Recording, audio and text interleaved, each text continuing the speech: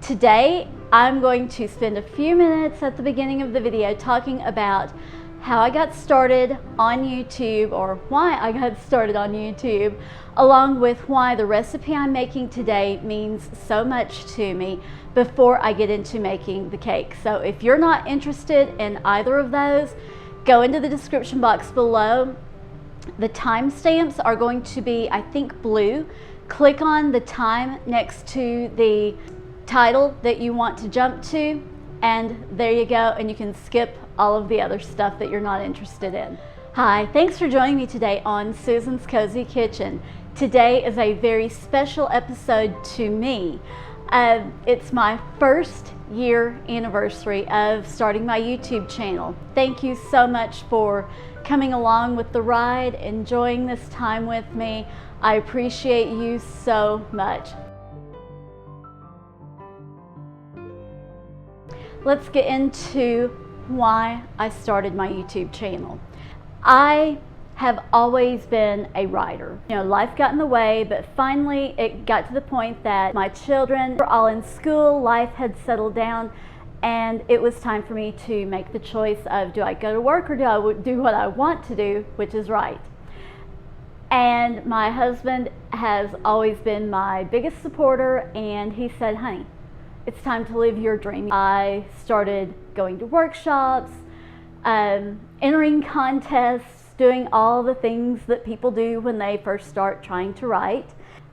And then the pandemic happened and my office moved out into the dining room. You know, when mom's in the kitchen, everybody and the dogs have to come in and want something.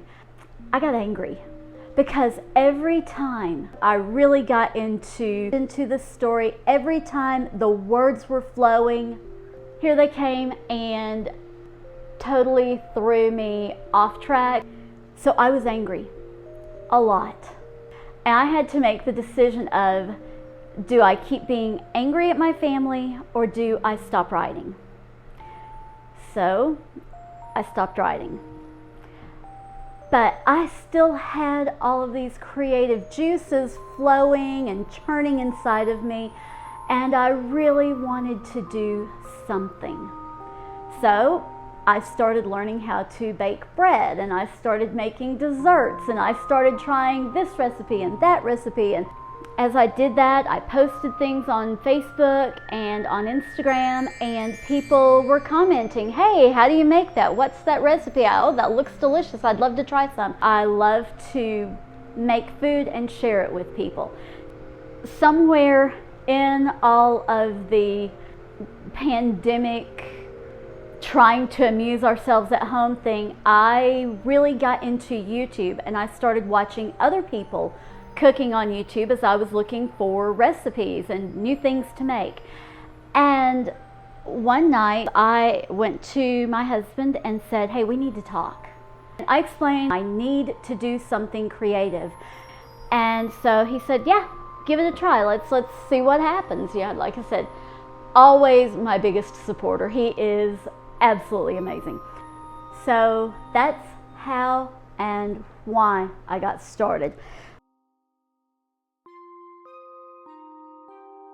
When I was a teenager in Middle Tennessee, went to this lovely small church that was continually getting together to eat for one reason or another. And one of those times I wanted to make a dessert to take. I found the recipe for hummingbird cake, and I said, that's it, that's the one I want to make.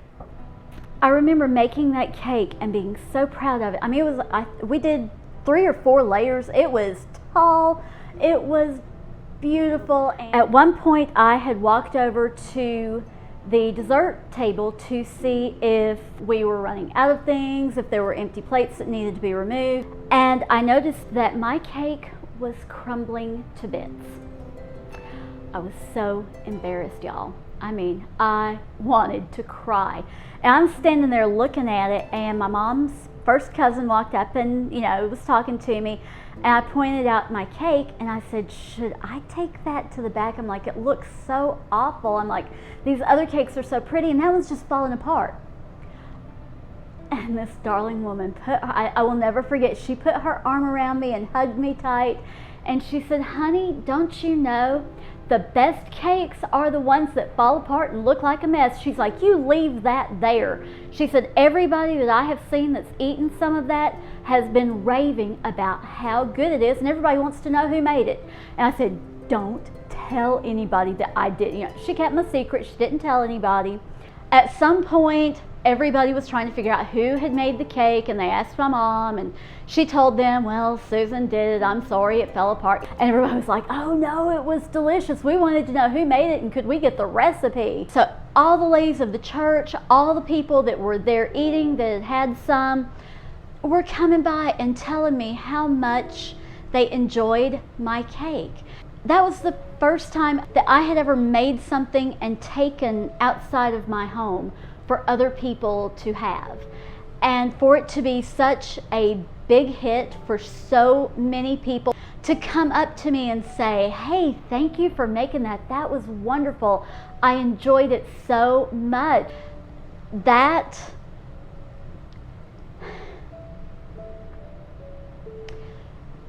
really touched me. And it made me love cooking, and it made me love taking and sharing what I was able to make with other people. And during the pandemic, when I couldn't physically take things and share with other people, I was at least able to come on YouTube and share with you my love of the things that I love to cook for my family, new things that I'm trying, new things that I've learned to make. And so today, I'm embarrassing myself.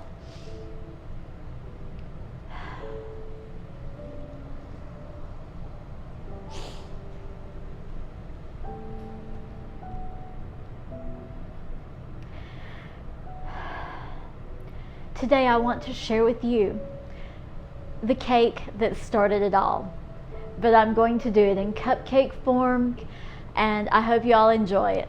Thank you for coming today.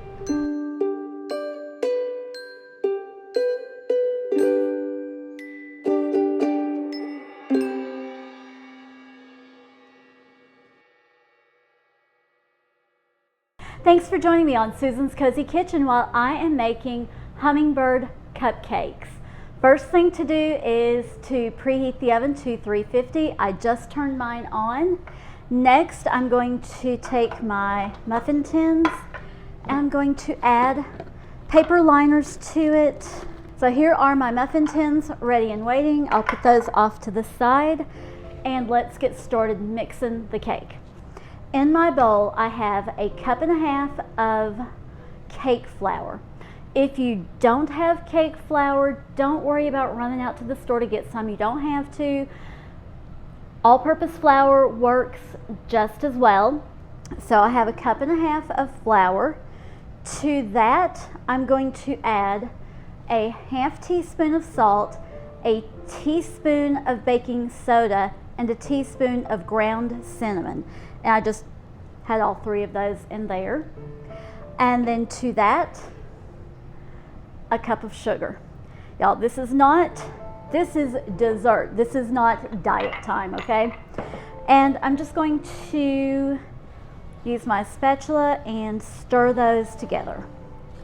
And I like to do that because it gets the salt, the baking soda, and the cinnamon really mixed into the flour so that it's nice and consistent throughout. Just gonna make a little well in there. I have everything stirred together in my bowl. Now I'm going to add 2 eggs that I've lightly beaten, pour those in, and a 1/2 cup of vegetable oil. And I know that sounds like a lot of oil, but it's to help keep the cake or the cupcakes nice and moist. You don't want it to be dry. Okay, I'm going to just stir that together until it's just blended.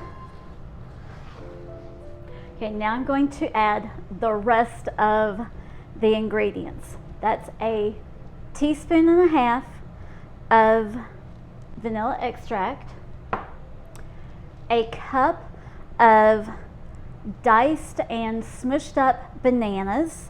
You don't want them mashed and smushed up as much as if you were making banana bread, but you don't want to leave them in big pieces, so you do want them smushed at least a little bit.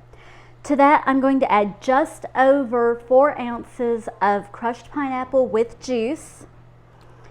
And I actually pulled out my kitchen scale and weighed it out, and I did go just a little bit over, but I wasn't going to nitpick and make it exactly 4 ounces. And then to that, I have 2/3 of a cup of toasted pecan pieces. I chopped them up and then lightly toasted them in a little bit of butter on my stovetop. And so let's mix all of this in together.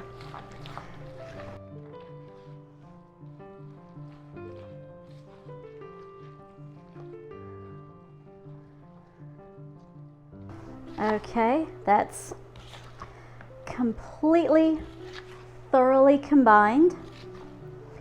So now it's time to fit it into my cupcake tins.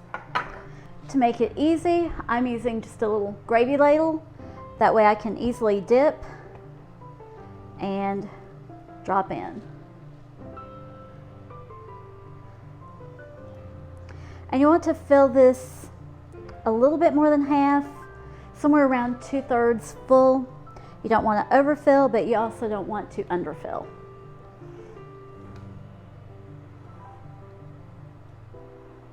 I'm just going to keep doing this until I get all of them filled.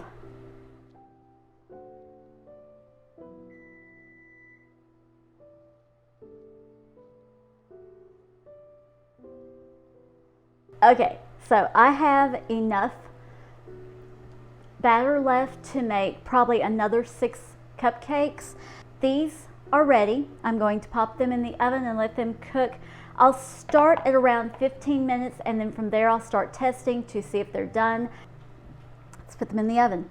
Okay, I did not want to wait and make more cupcakes, so I generously buttered an 8-inch cake pan, and I'm just going to add what's left of the batter into this.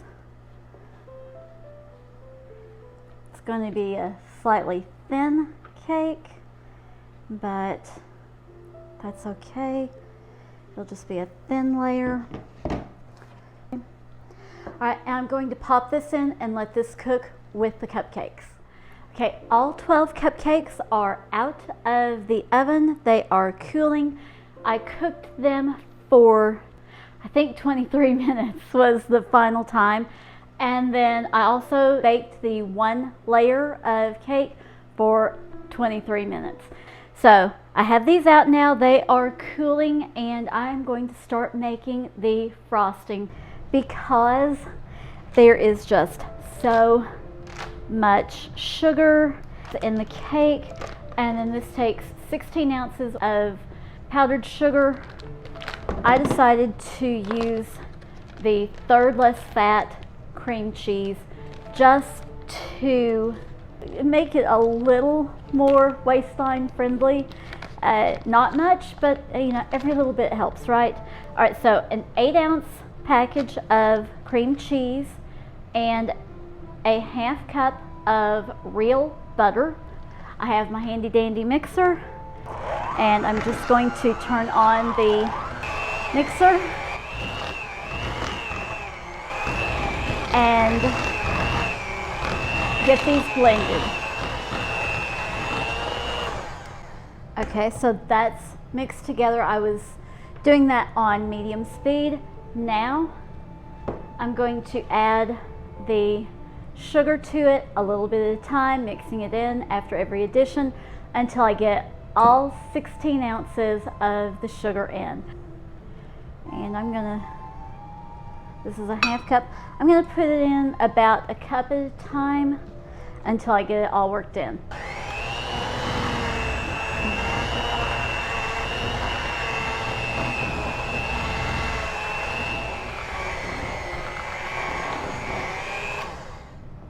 Okay, so I have now combined all of the powdered sugar into the cream cheese and butter. Now I'm going to add a teaspoon of vanilla extract. I'm going to turn this on low, mix that in, and then I'll turn the mixer up to high, and I will beat the frosting for 1 to 2 minutes until it's light and fluffy.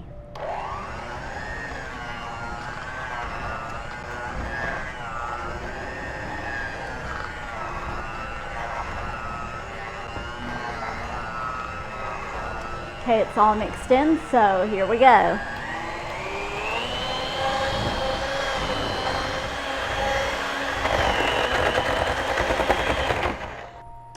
Let's just do it the old-fashioned way with a spreader and the cupcake, and just swirl it on this way.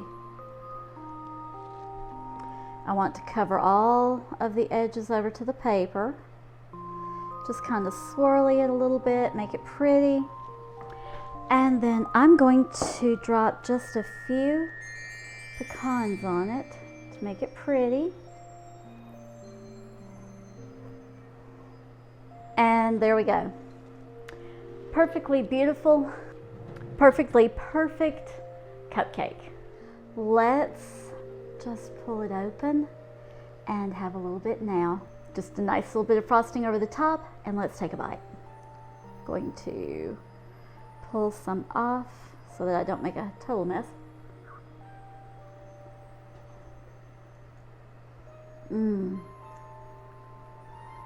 If you just eat the cake part or the cupcake part, it's almost like banana bread on steroids. It's really moist. It has a fantastic crumb. It has the bananas. It has the nuts in there, and it has the pineapple that adds an extra sweetness and moisture to it that's going to keep this cupcake good for several days. Then when you have a bite that has that cream cheese frosting on it, that adds that little bit of tang, through the roof, totally in heaven, totally in love. Yeah, my new favorite cake, again. As always, the full recipe is in the description box below, along with any tips and tricks that I might have for you, along with links of where to find me on social media if you'd like to connect there. I would love to chat with you on Facebook or Instagram, or both. If you enjoyed today's video, please be sure and give it a big thumbs up. If you've not already, please do subscribe and hit that notification bell so that you find out every time I upload a new video to YouTube. Thanks for joining me today. God bless.